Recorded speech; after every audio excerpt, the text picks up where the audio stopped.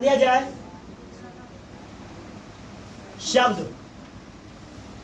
Exam में पूछे जाने वाले सबसे महत्वपूर्ण शब्द। शब्द में जो है ध्वनियों, वर्णों या ध्वनियों की सार्थक मेल को क्या बोला जाएगा? शब्द बोला जाएगा। ध्वनियों और वर्णों के सार्थक मेल को, सार्थक का अर्थ क्या हो जाएगा? जो सही रूप को पहचाने, सही रूप को निकाले, सार्थक हो जाएगा। निरार्थक जिसमें शब्द का अर्थ ही नहीं निकाले वो हो जाएगा निरार्थक। और सार्थक होगा जिसमें शब्द को जोड़ने पर कोई वर्ण को जोड़े या फिर कोई शब्द को जोड़े, जोड़ने पर उसका सही अर्थ निकले तो उसको हम क्या करेंगे? सार्थक बोला जाएगा। शब्द के अंतर सार्थक। अब यहाँ पर जैसे एक उदाहरण दिया जाए कि हम पहले सार्थक और निरार्थक में अंतर बता देते हैं। जैसे निरार्थक के लिए हो जाएगा, नाक को लेते हैं तो ये भी नाक क्या है? ये सार्थक है। लेकिन इसका जब निरार्थक करेंगे तो हो जाएगा ना और क। इसका कोई अर्थ ही नहीं है।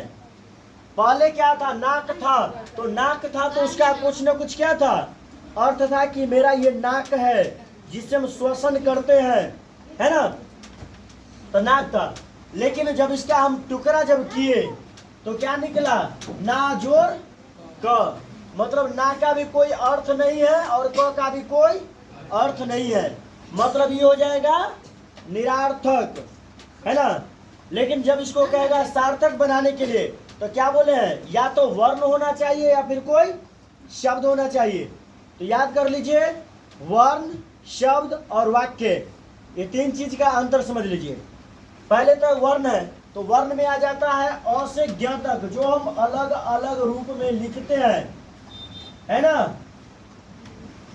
तो ये किस रूप में है? डॉट कर देते हैं। ये हो जाएगा वर्ण के रूप में। किस रूप में है? वर्ण के रूप में। जबकि हम लिखेंगे राम, श्याम, सीता, डॉट इस तरह से, तो ये एक क्या है? ये हो गया शब्द। ये क्या हो जाएगा? ये शब्द के रूप में है। जबकि एक अब आ जाता है वाक्य, तो वाक्य में हो जाएगा राम विद्यालय जाता है। ध्यान दिया जाए तो यदि यहाँ पर देखिए वर्ण यदि कहा जाए तो वर्ण में क्या अलग अलग अक्षर लिया जाता है। एग्जाम्पल में लिया जाए अ, आ, ई, उ, दीर्घ उ माने उ। डॉट में चला जाएगा कहाँ तक? ज्ञ तक। यानी अ से शुरू होकर के अंतिम ज्ञ तक यदि जाता है और अलग अलग खंड में होता है, अलग अलग में होती है, तब ये वर्ण कहलाएगा।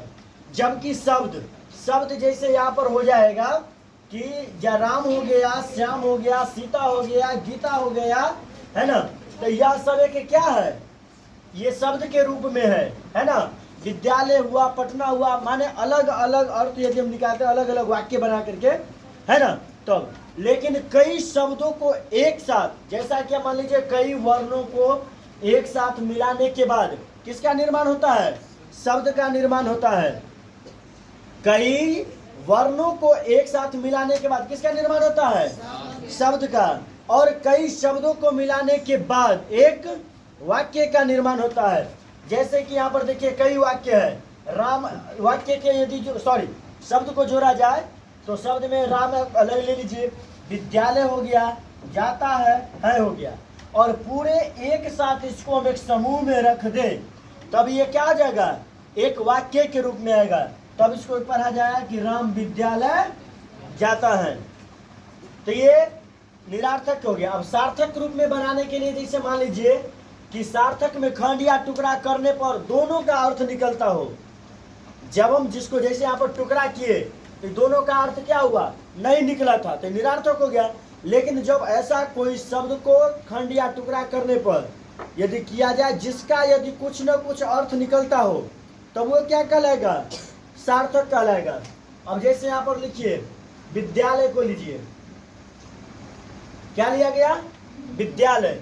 और विद्यालय को खंड करेंगे तो क्या होगा?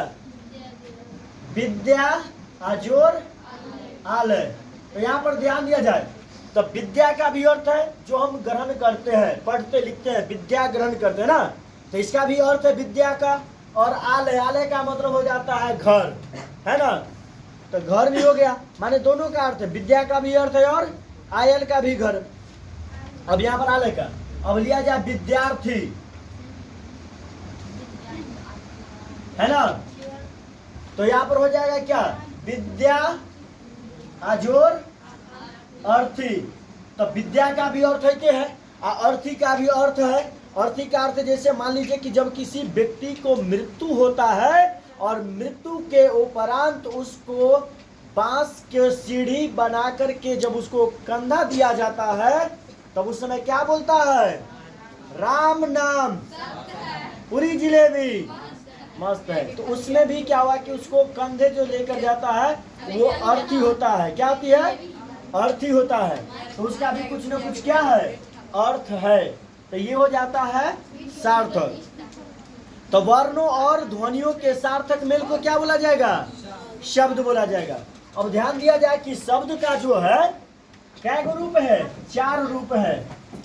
शब्द का कुल 4 रूप है ना। पहला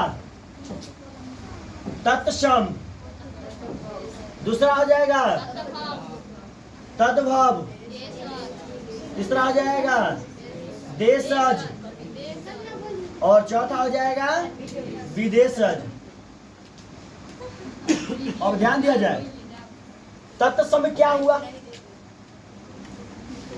तो यहां पर कहा जाता है हिंदी में संस्कृत के मूल शब्द को याद कर लीजिएगा। किसका परिभाषा हम दे रहे हैं? तत्सम का। कि हिंदी में संस्कृत के मूल शब्द को क्या कहा जाएगा? तत्सम कहा जाएगा। जैसे संस्कृत का वाक्य है, संस्कृत का कोई शब्द है और उसका प्रयोग हम कहाँ कर रहे हैं? हिंदी में कर रहे हैं। जैसे में आ जाएगा जगत, तो जगत जान लीजिए कि संस्कृत भाषा है और इसका प्रयोग हम कहाँ करते हैं? हिंदी में। पुष्प, पुष्प कौन सी भाषा है? संस्कृत भाषा है, पर हम इसका प्रयोग कहाँ करते हैं? हिंदी में। और पुष्प को हिंदी में क्या? फूल बोला जाएगा, लेकिन संस्कृत भाषा क्या है ना, पुष्प हो जाएगा। इत्यादि हो गया। ये कौन? तत्सम। यानी संस्कृत के हिंदी में मूल शब्द को क्या कहा जाएगा? तत्सम बोला जाएगा, है ना। अब आ जाता है तद्भव, यानी तत्सम के बिगड़े रूप को तद्भव बोला जाता है। बात समझ रहे हैं? तत्सम के बिगड़े रूप को, जो तत्सम बिगाड़ दिया है, जो तत्सम छोड़ दिया है, जिसका अर्थ अलग होता है, तत्सम उसको क्या किया है कि उसको शुद्ध किया है, और उसी को क्या कहा जाएगा? तत्सम, यानी तद्भव। तत्सम के बिगड़े रूप को तद्भव कहा जाता है। जैसे यहां पर लिखा जाएगा कर्पूर, ठीक है, क्या लिखा गया? कर्पूर। लेकिन ये हो गया कौन भाव?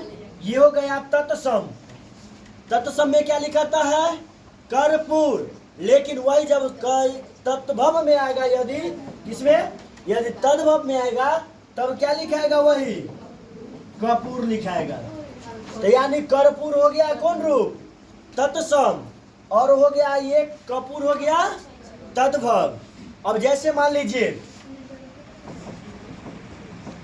अगिन, तो यानी तत्सम। ध्यान दिया जाए तत्सम